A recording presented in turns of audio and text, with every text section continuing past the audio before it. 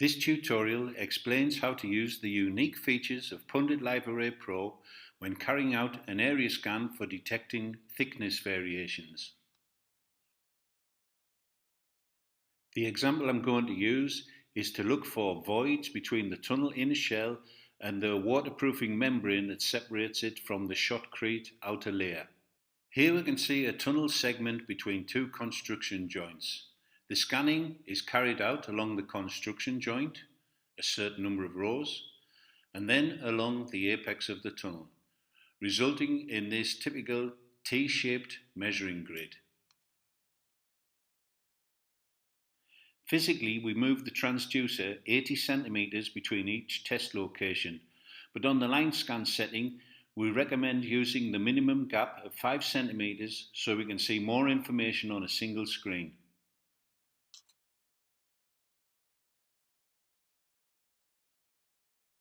Now that we've scanned the entire line, we can use the unique AI tagging feature of Pundit Live Array Pro to automatically detect the backwall echoes at each test location.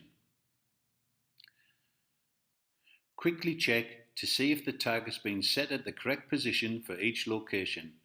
In position 1, we can see it's actually detected the second backwall echo.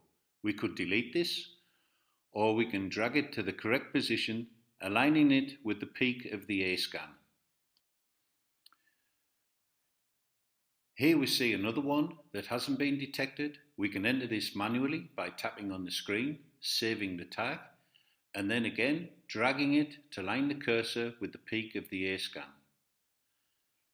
The big advantage over a single channel instrument or impact echo is that at each location we have a complete B-scan, so it is very clear where the actual backwall echo is, and it is very easy to distinguish it.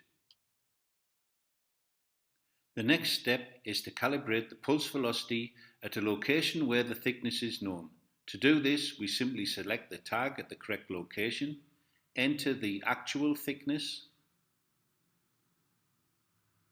and the pulse velocity is calibrated automatically.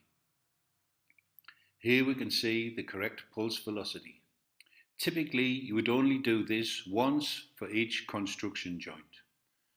Now we are in a position to export the data file. Of course, this is a very simple matter using the communication capabilities of the iPad. We could, for example, already transfer the data to a colleague who could start working on the data processing before we've even left the site, or you could transfer it to your own account to work on later.